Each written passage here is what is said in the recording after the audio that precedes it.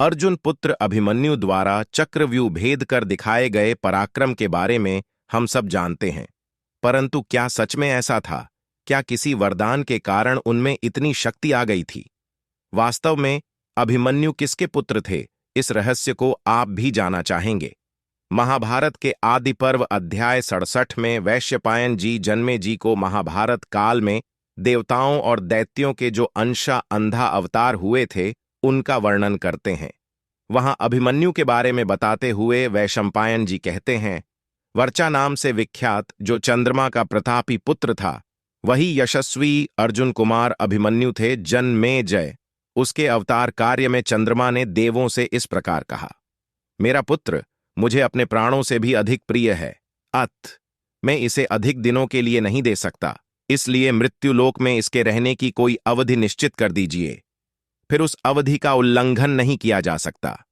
पृथ्वी पर असुरों का वध करना देवताओं का कार्य है और वह हम सबके लिए करने योग्य है। अतः उस कार्य की सिद्धि के लिए यह वर्चा भी वहां अवश्य जाएगा, परंतु दीर्घकाल तक वहां नहीं रह सकेगा। भगवान नर जिनके सखा भगवान नारायण है, इंद्र के अंश से भूतव्य अवतरित होंगे। वहां उनका नाम अर्जुन होगा और पांडु के प्रतापी पुत्र माने जाएंगे। श्रेष्ठ देवगण पृथ्वी पर यह वर्चा उन्हीं अर्जुन का पुत्र होगा जो बाल्य अवस्था में महारथी माना जाएगा। जन्म लेने के बाद 16 वर्ष की अवस्था तक वही रहेगा।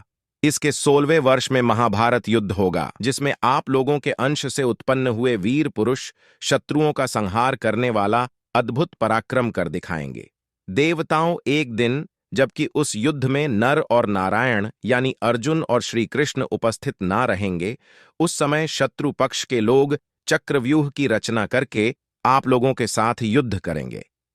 उस युद्ध में मेरा यह पुत्र समस्त शत्रुओं सैनिकों को युद्ध से मार भगाएगा और बालक होने पर भी अभेदय युद्ध में घुसकर निर्भय वितरण करेगा तथा बड़े बड़े महारथी वीरों का संहार कर डालेगा। आधे ही दिन में यह महाबाहु अभिमन्यु समस्त शत्रुओं के 1/4 भाग को यमलोक पहुंचा देगा। तदंतर बहुत से महारथी एक साथ ही उस पर टूट पड़ेंगे और वह महाबाहु उन सब का सामना करते हुए संध्या होते होते पुनः मुझसे आ मिलेगा। वह एक ही वंश प्रवर्तक वीर पुत्र को जन्म देगा, नष्ट हुए भारत को पुनः धारण करेगा। तो उनका यह वचन सुनकर समस्त देवताओं ने तथास्तु कहकर उनकी बात मान ली और सबने चंद्रमा का पूजन किया। यह बात तो हो गई वरदान की, परंतु क्या आपको लगता है कि अभिमन्यु वरदान पर ही निर्भर थे? वास्तव में बहुत शक्तिशाली योद्धा थे और चक्रव्यूह में प्रवेश करने के लिए उनकी वीरता की सराहना करने की आवश्यक है।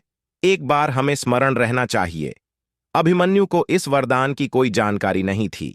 यह सब तो उनके जन्म से पहले ही निर्धारित कर दिया गया था। इसीलिए हमें उनकी वीरता की प्रशंसा करनी चाहिए और अभिमन्यु कोई अपवाद नहीं है। युद्ध के 9वें दिन भीष्म इतने प्रचंड रूप में लड़ रहे थे, युधिष्ठिर ने विजय की आशा ही छोड़ दी थी। युद्ध के 15वें दिन द्रोणा अजय थे, उन्होंने पांडव सेना को नष्ट कर दिया था। द्रुपद और विराट जैसे अन्य कई बड़े बड़े योद्धाओं को मार डाला था। 12वें दिन भगत दत्त और उनके हाथी सुप्रतीक पर ऐसा उत्पात मचाया था, भीम और सातयकी मिलकर भी उस हाथी और बूढ़े योद्धा भगत दत्त से निपट नहीं सके थे। 13वें दिन जयदत्त ने सबको आश्चर्यचकित कर दिया था, उन्होंने अकेले ही पांडवों की संपूर्ण सेना को रोक दिया था। 14वीं रात्रि को घटोत्कच अपराजय था, कर्ण को उस पर वासवी शक्ति का प्रयोग करना पड़ा था। तो 13वें दिन वीरता के अद्भुत प्रदर्शन के लिए अभिमन्यु को क्यों अलग से देखा जाए? वह कोई एक दिन का युद्ध नहीं था और यह तथ्य है। अभिमन्यु ने दवा पर युग के सबसे बड़े योद्धाओं से शिक्षा ग्रहण की थी। अर्जुन, श्री कृष्ण, बलराम जी और प्रद्युम्न, इन सभी ने अभिमन्यु को प्रशिक्षित किया था और अस्त्र शस्त्र चलाने में निपुण बनाया था। इतना ही नहीं, अपने पिता से शक्तिशाली अस्त्र भी प्राप्त हुए थे और उन्हें चक्रव्यूह सहित अन्य व्यूहरचनाओं का झांस तो अर्जुन से प्राप्त हुआ था।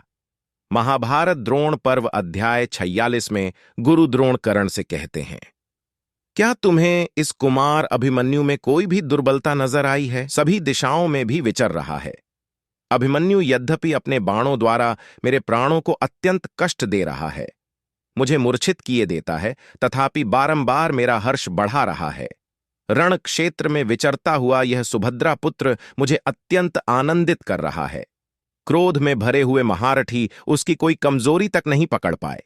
वह शीघ्रतापूर्वक हाथ चलाता हुआ अपने महान बाणों संपूर्ण दिशाओं को व्याप्त कर रहा है। मैं युद्ध स्थल में गांडीवधारी अर्जुन और अभिमन्यु में कोई अंतर नहीं देख पाता हूं। गुरु द्रोण के यह वचन अभिमन्यु के श्रेष्ठ कौशल का सत्य प्रमाण देते हैं। कमेंट में जय श्री कृष्ण जरूर लिखे।